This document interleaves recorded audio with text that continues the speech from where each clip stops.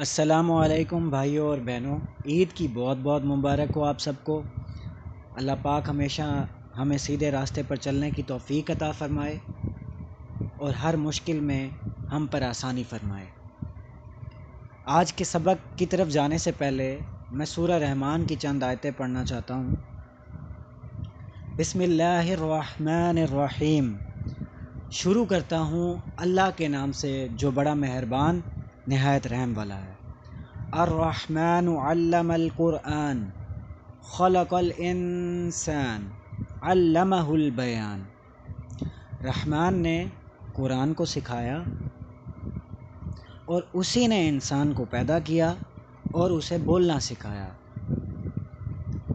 تو بھائیوں اور بہنوں، بولنا ایک نعمت ہے جو اللہ تعالیٰ نے ہم انسانوں کو دی ہے۔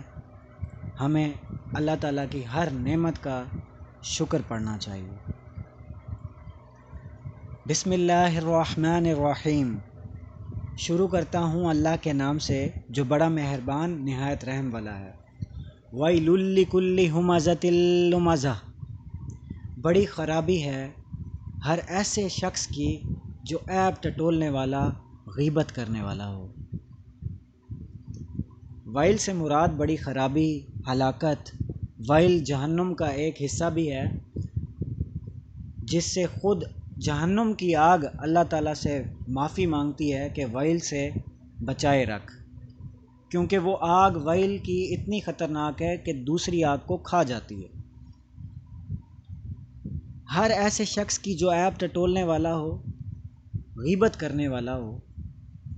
مثال کے طور پہ اگر کوئی شخص آپ کے ساتھ چار بندوں میں یا کسی محفل میں بیٹھا ہو اور آپ سب کے سامنے اس کے عیب کو سامنے لا کر اس کی بے عزتی کریں، اس کی عزت میں کمی آئے جس کی وجہ سے، چاہے وہ برا شخص ہی کیوں نہ ہو، یہ عیب ٹٹولنے والا انسان ہے۔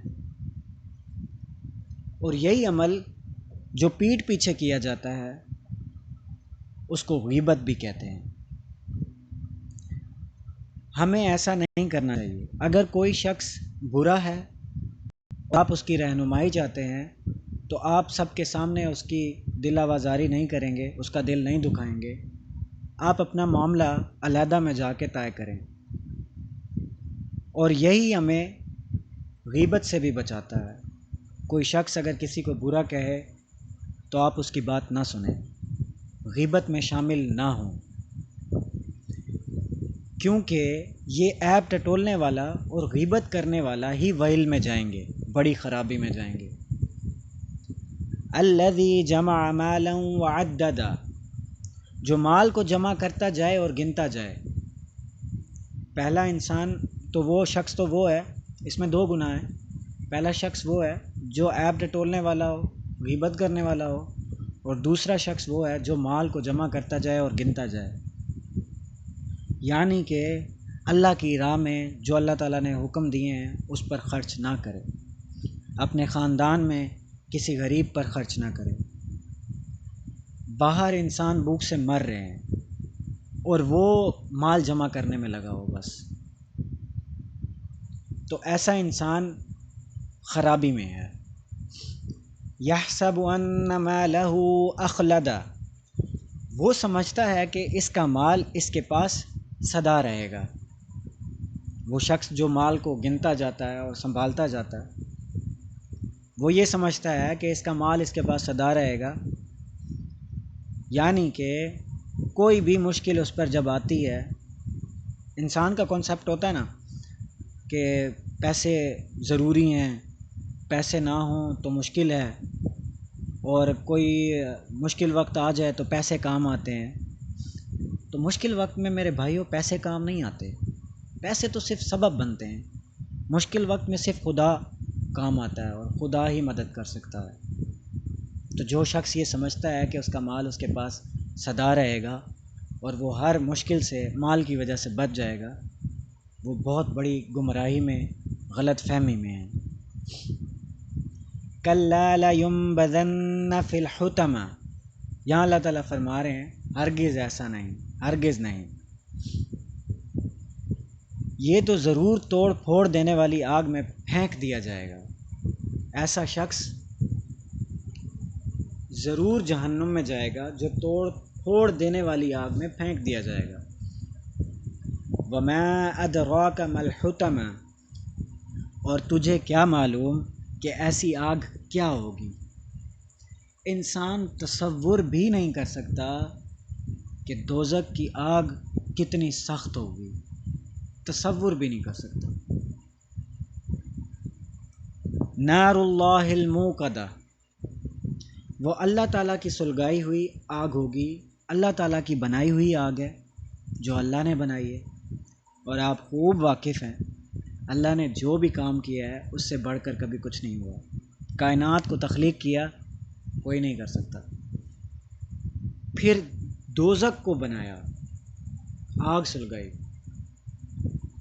تو وہ بھی اتنی سخت ہوگی کہ ہم سوچ بھی نہیں سکتے۔ جیسے کائنات کے بارے میں ہم نہیں سوچ سکتے، تصور سے باہر ہے، خیالات سے باہر ہے، ویسے جہنم کی آگ بھی ہماری سوچ سے کئی زیادہ خطرناک ہے۔ آگے چل کے اس کا ذکر تھوڑا سا آئے گا۔ التی تطلع علی الافئدہ، جو دلوں پر چڑھتی چلی جائے گی۔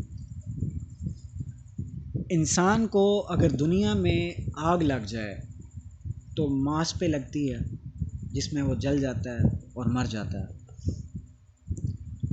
تو جو جہنم کی آگ ہے وہ آگ ایسی ہوگی کہ جو سکن کو لگے گی، ماس کو لگے گی، اس کے بعد وہ اس کے اندر اترے گی، جسم کے اندر اترے گی اور دل میں جا کے لگے گی، اندر سے جلائے گی۔ باہر سے تو جلے گا انسان، اندر سے جلائے گی، ہر ایک شے کو جلائے گی انسان کی، اور موت تب نہیں آئے گی۔ اللہ تعالی ہمیں معاف فرمائے، اپنا رحم فرمائے ہم پر۔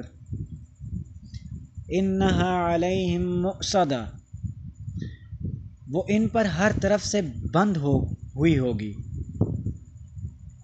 فی عمد ممددہ، بڑے بڑے ستونوں میں، ہر طرف سے وہ بند کیا جائے گا، بند ہوگی بڑے بڑے ستونوں میں، زنجیروں میں، بیڑیوں میں، کوئی باہر نکلنے کا راستہ نہیں۔